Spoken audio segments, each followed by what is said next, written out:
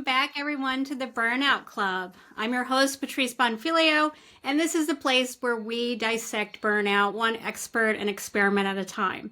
I'm very excited today because we have someone brand new to my world, Brittinie Tran. She is the president of Hot Mess Express nonprofit. And I just want to say thank you for being here. This is going to be a really, really special episode. Thank you so much for having me. I'm excited to have any opportunity to talk about hot mess. Yeah.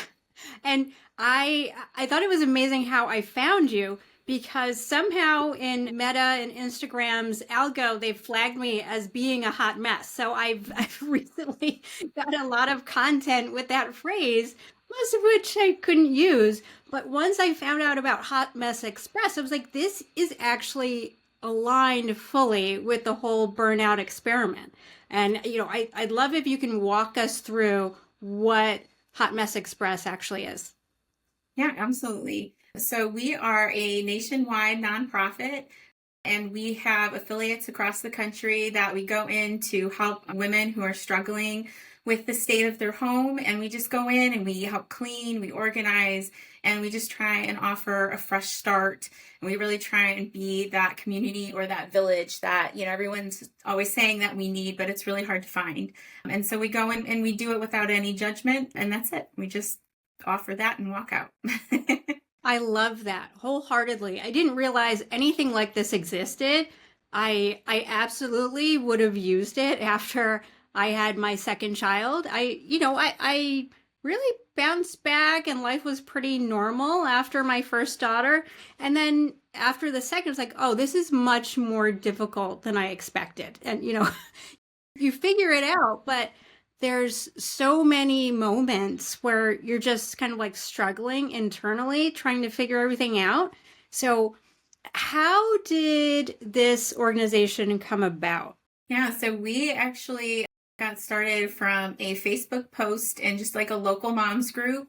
A mom had posted that kind of similar. She had just had her second baby. Her partner was away a lot for work and she just could not get herself caught up. She was falling behind.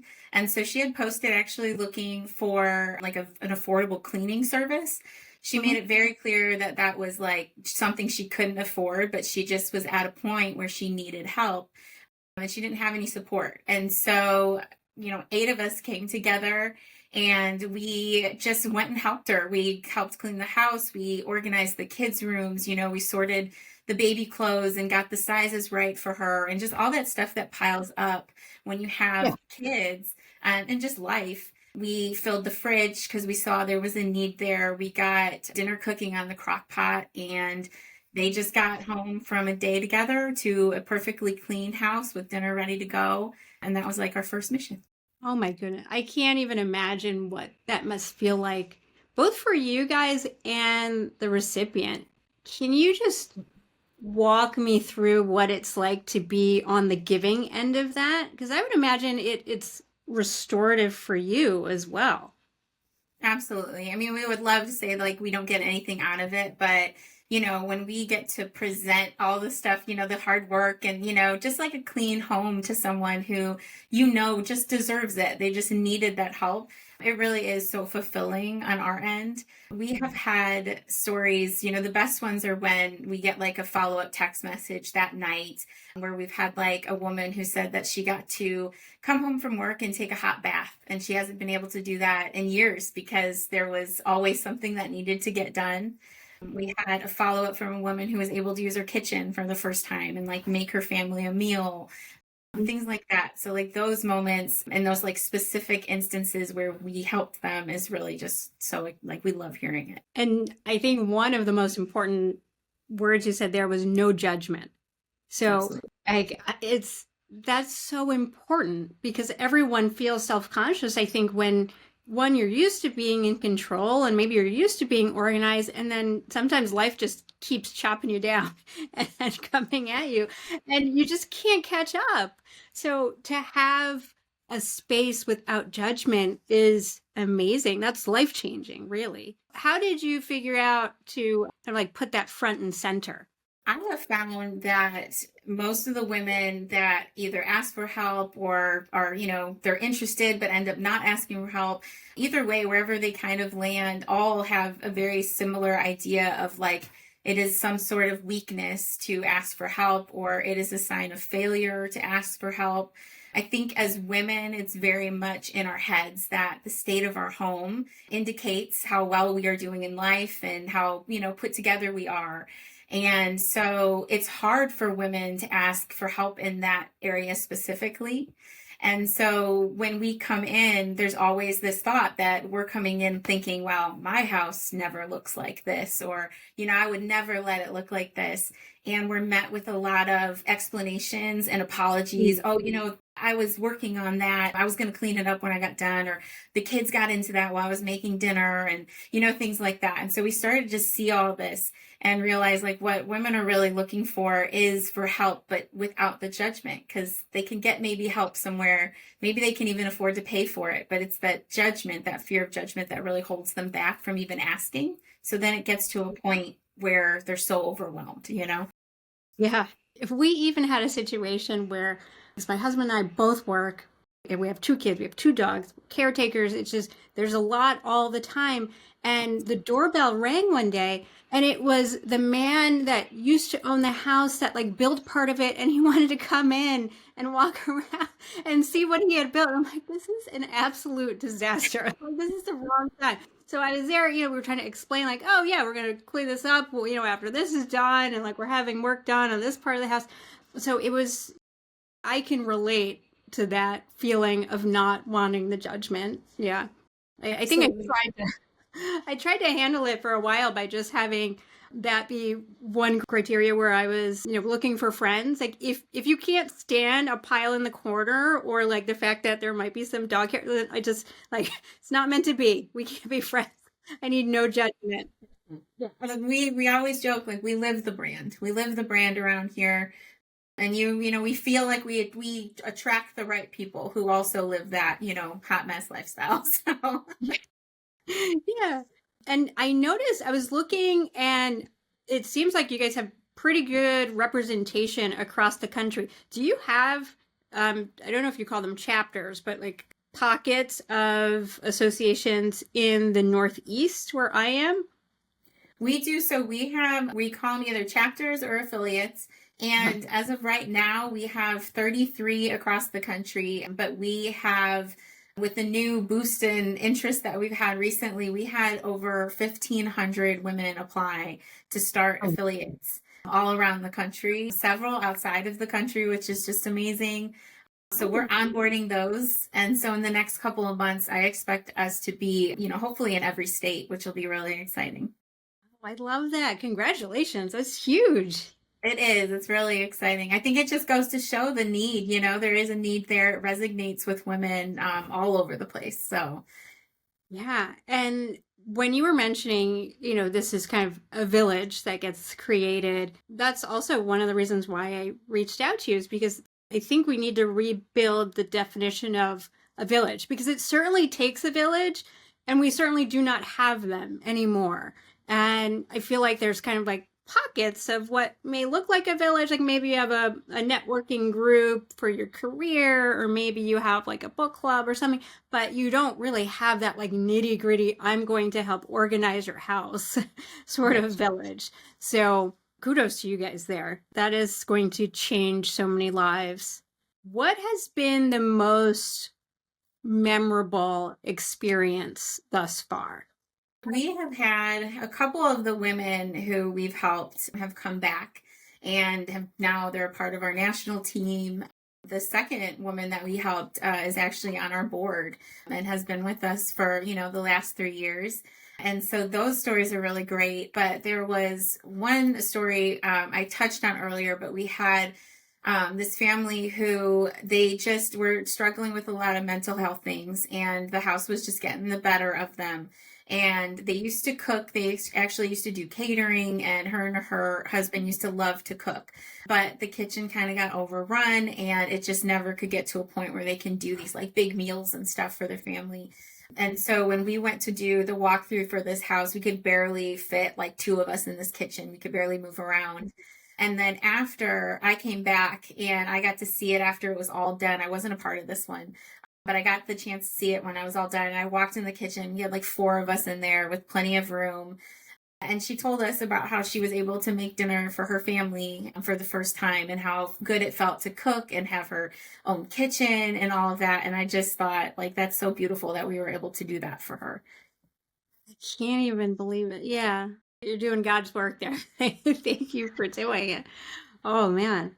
And And it's like you said with the village, I mean, you need people who get into the nitty gritty and, can see you when you're not at your best and not judge you and know that, you just need help. yeah. And I forget if it was on an interview that I saw that you did or somewhere you spoke about mental load. And that's actually my favorite word of 2024 because that's when I started using it because it identified so much of what I had going on in my head. It's just like a constant stream or like, a mega highway of things going on at the same time. And I bet that when you go in and kind of give these people a fresh start, it does wonders for the mental load, not just that day when the house is organized, but like going into the future. Do you think that's accurate? Like, does it have lasting effects? I think so, and that is our goal. Like we try and make it sustainable for them. We don't come in and surface clean. We ask like, what are the key areas that is going to make your life easier? We get into the cabinets and the drawers and we really try and not only put stuff in piles of like, this could go, this could stay, but we try and take what needs to go, because that's another mental hurdle that I know I personally, struggle with. I can get it to like right in front of the door, but I can't seem to ever get that last step. So we try and do that for them. We try and not leave like any lingering open stuff for them and try and get it as much as possible so that they can really take it from there. And we also ask like, where it makes sense to put these things. We don't just do what makes sense to us because again, we want it to be sustainable for them. And so I think in the long run, we help on that level. But also I think having several other women come in and really not just hear that we're not judging, but see it on our faces and in our body language and feel that like comfort of knowing that we're there to just help. And also that we understand what you're going through. And it's, it's very understandable and relatable. And we make that very clear. So I think that also helps with that kind of like, just give them that relief that they're not alone. Yeah, I love that you are just normalizing that this happens because I don't know anyone that doesn't feel overwhelmed with trying to keep everything together. But somehow we all feel like, oh, I'm failing in this area, or, I shouldn't have to, be so bad at this. But if we come to a point where we all realize like this is going to happen when life gets just a bit busier and tougher, then we don't have to beat ourselves up about it. So yeah. We always say it's okay to look like you live in your house. It's okay to look like that. You do. You live there. It's such a good point. It's silly when you think of it, but it makes sense, right? Yeah. And you know what else I love that you have going on? So you also have a podcast. Can you tell us about that a bit? I do. I have a podcast called Girl Same. And I talk a lot about hot mess and what we do on there. And it's the same idea of just pushing this movement that it's okay to struggle and it's okay to ask for help and it's okay to, hate the house that you're in at sometimes and, question all your life choices. We all go through it sometimes. And so it's the same idea. It's just a girls' night chat so we can kind of hang out and make ourselves remember we're not crazy. We all go through it. Yeah, so a whole extension of the village. That's great. Exactly. Yeah. So how can someone get involved? Either volunteering to start a chapter or just go on a mission or raise their hand, say, I need help. I need you to come to me as soon as possible. How do they do any of those things? So all that can be found on our website. It's hotmessexpress.co. And then you can do all of those things on there. We're always looking to add affiliates, people looking to run whole chapters, because our goal is to be accessible to all women. That's our ultimate goal, is we want to be able to be that village everywhere. And then if that's too much for people to take on, which is understandable, we also have a role called the chaos coordinator, which, coordinates the chaos the day of the mission, leads the mission. And then we have just volunteers who come and they show up and help clean and organize and that kind of stuff. So all of that's on the website. And then for nominating, I do really encourage women to nominate themselves. The majority of the women do that, but a lot are hesitant to ask for the help themselves. But we really encourage you to do it. No job is too small. That's the biggest thing we find, that a lot of women are hesitant because they don't feel like they have enough to, need the help. But yeah. I can see that. It's good. Just call it out there. Like any help is good help. Exactly. Sometimes it's just like that pile of laundry that you're like, I just need someone to sit and do this laundry with me for an hour, Yeah. And like you said, like going through the sizes, that's Yes. that's a lot. The mental load there. I have baskets of clothes. I have 2 daughters that we saved for years. And now are we actually going to bring it out of the attic and go through it to see if our little one can wear it? We'll see. TBD. I'll let you know. I'll just send you a message. Because that's just one more project to go through. Right. And sometimes you just need someone to sit there with you. Like sometimes it's so daunting because it's such a lonely task, But like if you have a girlfriend with you and you're just talking and laughing, it goes a lot quicker. Yeah. We put on the Girl Same podcast and then There you go. do a project. So, let's see. So is there anything else that you want the listeners to know, either about your podcast or the philosophy or Hot Mess Express, anything that you want them to walk away with? I think like one of the things that we see with women who hesitate getting involved is they really question if we are genuine in what we're saying, but that's something like I really, really want to push, is that we genuinely do come in without the judgment. No one's talking about you after we leave. No one's making comments under their breath. There's none of that. Our volunteers, we walk in and we get to work. And if anything, we laugh about how it looks exactly like the house we left to come here and help you. So, and that's how you build a real village, right? That trust and carrying through the mission. We have a volunteer on our team who brings her phone and she has pictures of her house. She takes a picture before she leaves every day and she just reassures the nominee. She's like, this is the one I took on my way here. This is normal. Yeah, and I find that when you create that safe space, then you eliminate some of the stress and, for me, some of the feelings of burnout when you can start laughing at yourself, right? So when you realize, oh, it's not just me, and it is crazy, and it is chaos, and it is ridiculous, and just laugh about it. Like I have moments from last year where I remember sharing that laugh with other people thinking, how insane is this? And I can call on that when then I'm feeling stressed. So that is such a good idea to carry those photos. How quick of a connection you can make there. I love it. And you can see the difference. Like it really does give that like peace of mind. It does reassure them, because there is this idea that because we're helping you, it's like our life is so put together. We just had spare time and wanted to come help you. And it's like, that's not it at all. I tell them all the time, we walk past the dirty dishes and over the piles of toys and all, our house doesn't look any different. Oh yeah, we just had so many bags. I was on a mission to try and do something like this in our own house. I'm like, okay, we have to get through it by year end. That was our deadline. And I just told my husband, like, if you don't have a bag to donate or throw away every single night, we're going to fail our goal. And so we actually made it, and it feels so good. Doesn't it? Yeah. Like all those baby toys that we should have donated or gotten rid of, 3-4 years ago, they're gone and someone else is enjoying them. It just feels so good now. It So really does. There's something yeah. about getting all that stuff out and, and it's hard. I mean, if you have kids, you know how it is when you clean the upstairs, the downstairs gets destroyed, or if you clean the kitchen, they're destroying the family room or, any of that. So it's hard to be able to just have everything at once kind of straightened up. It's impossible. So. Oh, I know. Everything I was doing was like in the stealth of night, right? So like no one could see the bags. Like they have to be either in the trash bin or in the trunk of the car by the morning time. I don't see what you're getting rid of. We had that experience here as well. Yeah. Yeah. And you know what? I just thought of another use case of times to nominate someone for this.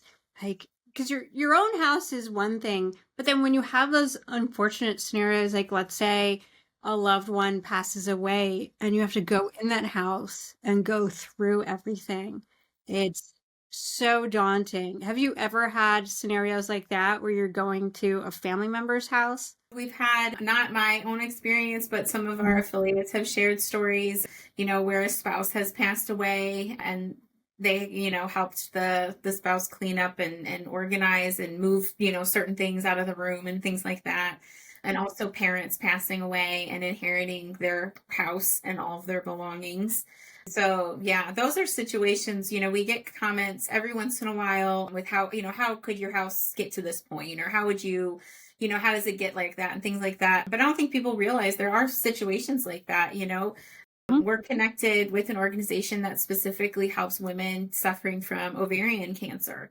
And, so that we can be a resource in those scenarios, as well as, parents of kids with special needs is another one. Any extra pile on to your daily life is going to make it very hard to keep up on the house and things like that. So it's very normal, Yeah. That's the theme. It's everywhere, everyone. So just don't be afraid to raise your hand. Yeah. Raise your hand and volunteer or nominate yourself for someone that could use the help. This is great. I'm going to try to get involved. I'm going to connect and see what affiliates are in my area. And I think the service, just like doing it, will be cleansing for me, like just burnout wise. And yeah, I think this is an amazing step towards creating like a tangible village, like you said. So thank you for everything that you're doing. Absolutely. We love it. We're hoping that this makes women feel a little bit more comfortable just asking for help because, no need to suffer in silence. Mm-hmm. Yeah, great. Is there anything you want to leave the listeners with? No, I think that, if you are hesitant to join, I really encourage it. It's a great place to meet people and make friends. And, I definitely encourage you to nominate yourself or a friend if you are feeling even just a little bit run down or behind. It's always okay just to ask for help. And what do we always joke, but it's not a handout, just a hand. We always joke about it because at one time I said it backwards. Said not a hand, just a handout. So every time I go to say it, I always hesitate, make sure I say it correctly. That's great. Yeah. That's a lovely phrase, though. I love it. It's very fitting. Yeah, and good point about making friends too. Like if you want to be sure that your potential friend group is going to be, low ego, easygoing people, Hot Mess Express, right? That's an easy. Beat all that out for you. Yeah. Oh, I love that. Well, Brittinie, thank you so much for coming on and explaining about Hot Mess Express. I wish you and your organization all the best. Thank you so much. Thank you for having me, and thank you for giving us an opportunity to talk about Hot Mess. I really appreciate it. Fantastic. And to all the listeners, thank you for listening to another episode. And remember, we are also on YouTube now. So if you want to see me and Brittinie talking, then check us out on YouTube and have a great day. Bye.